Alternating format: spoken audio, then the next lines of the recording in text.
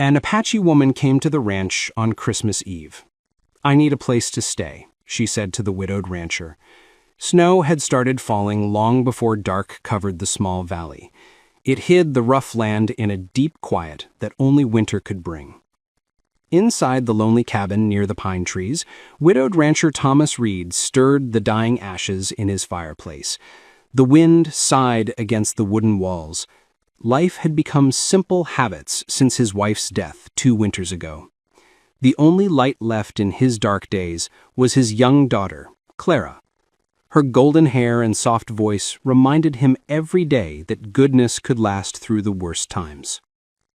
That night, as the snowstorm grew stronger fast, Thomas expected only silence and a slow fade into Christmas Eve.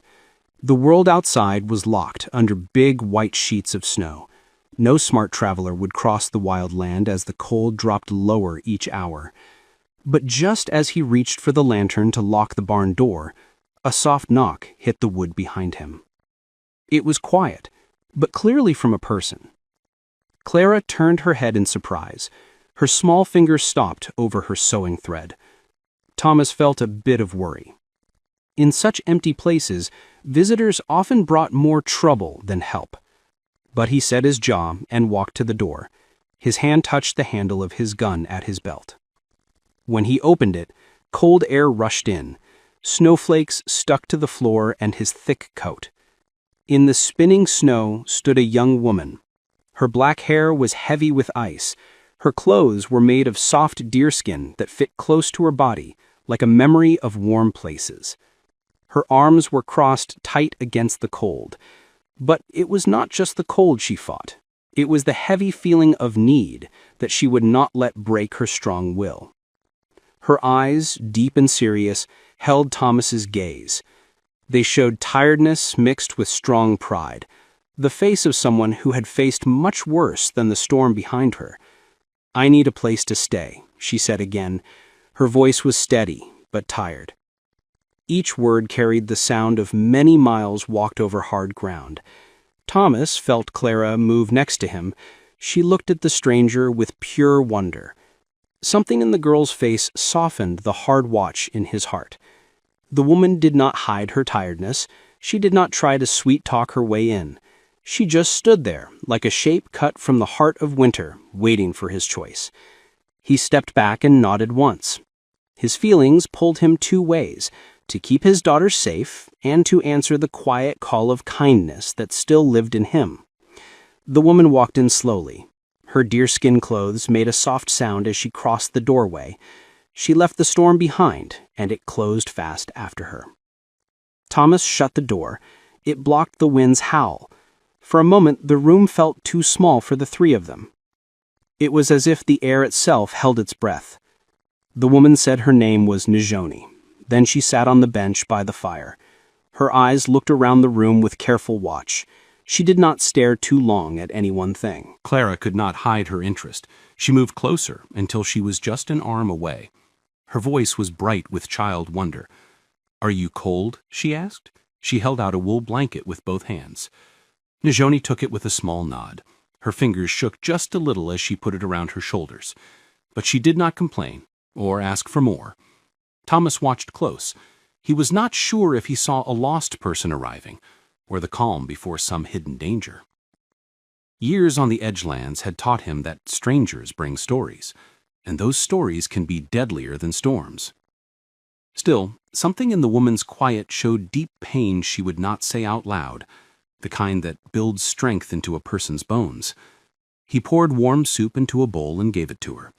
He saw her nose twitch a bit at the smell of food. She kept her calm and took it with quiet thanks. For many long minutes, the only sounds were the fire's crackle, Najoni's careful sips, and Clara's soft words as she looked at every stitch and edge on the woman's deerskin clothes. At last, Thomas broke the quiet. He asked how far she had come. He half expected her to avoid the answer. Instead, she looked up. He saw a storm in her eyes worse than the one outside. She told how her village had broken apart after a sudden attack. She did not say who did it. She had walked the wilds for 3 days, looking for signs of people who lived, but she found none. The last thing she saw before the snow hid everything was smoke rising over the hills. She feared the worst, but her voice stayed even. Thomas heard the stress under her words. Her calm was held by pure will. Clara, too young to understand such big loss, put her small hand on Najoni's. She whispered that she was safe now. For a short moment, Najoni's face broke. It showed a flash of sadness before she hid it again. Thomas felt something change inside him. Maybe a duty, or seeing his own loneliness in her. He knew then that this woman had come into his life with more than a need for shelter. The storm outside got fiercer. It hit the cabin walls hard. But in the soft light of the fire, the three made a small circle of warmth. Each brought their own hidden fears into the breakable safety of the night. As the fire danced on the cut wood beams and snow piled higher at the door, Thomas felt that Najoni's coming on Christmas Eve was no chance. Whatever pushed her through the snow had led her to this one place where safety might still be found. And maybe fate had tied their stories together long before they knew. Morning came slow and gray under the heavy sky. It had not stopped dropping winter on the valley. Thomas woke to a soft sound of someone moving. Quiet by the woodpile inside, Najoni lifted new logs with care. Her back was straight, even with tiredness still on her like a shadow. Clara slept curled under her blanket. Her breath went up and down in easy rhythm, as if the storm had not touched her dreams. The fire was low now. It flickered on the walls with a warm yellow light. Thomas got up and walked over. He gave a nod of hello. Najoni did not speak, but she nodded back. She knew thanks do not always need words. As he went out to check the horses, the cold bit his face right away. He saw how much snow had fallen overnight. Piles were high against the fence. The barn door was almost buried. The sky still promised more snow. It would be a day when the world stayed still. When he came back in, Najoni was helping Clara braid her hair. Their quiet laughs mixed with the soft sound of deerskin. It made a simple moment that felt almost too easy to break. But under that peace, Thomas saw a heavy look in the woman's eyes, a quiet sign of danger that had followed her over miles of frozen land. As Clara set the table for breakfast, Najoni spoke at last. Her voice was low, as if scared the wind might carry her words to bad places. She said she did not plan to stay longer than she had to. She could not risk bringing trouble to their door.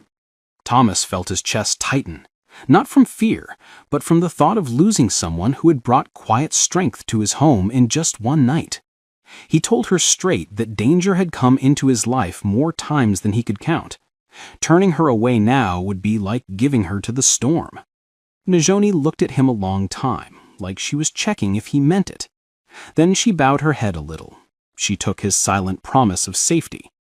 Hours went by with a strange ease, the kind that comes when people, even strangers, move in the same quiet way.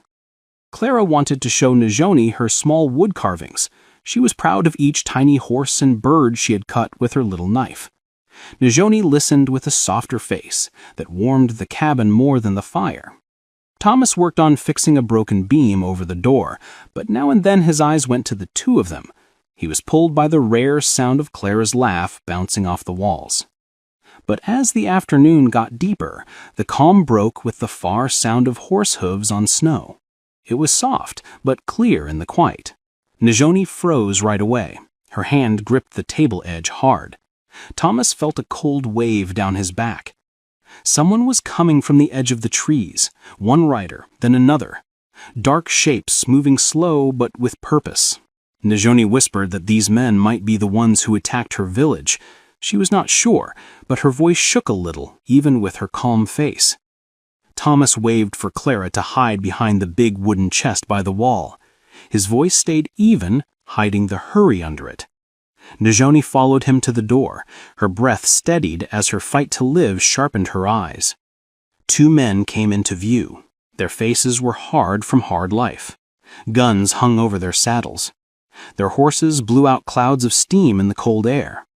They stopped a few steps from the cabin. They looked over the land with a bossy air, like they owned any place they rode through. Thomas stepped out. His coat was buttoned tight. The weight of his gun felt heavy at his side, but his hand stayed loose near it. One rider called out. He said they were looking for a woman from a nearby place. He claimed she stole food and ran away. Thomas kept his face blank. He felt Najoni tense behind the door, ready to move. The men's story was weak. Their words had more threat than truth. Thomas saw right through it. He said he had seen no one on the trail. It was true in part, but not the full story. The riders looked at each other, full of doubt but careful. Their eyes went to the cabin windows. Thomas took a small step forward. It was a quiet warning. He was not a man easy to scare. Years of hard times had put a strong, quiet power in him that even strangers felt. After a long, tight standoff, the men turned their horses. They muttered bad words as they rode into the growing storm. Thomas waited until they were gone in the trees before going back in. Najoni stood still. Her shoulders dropped, but her eyes stayed sharp. The tight feeling in her slowly let go.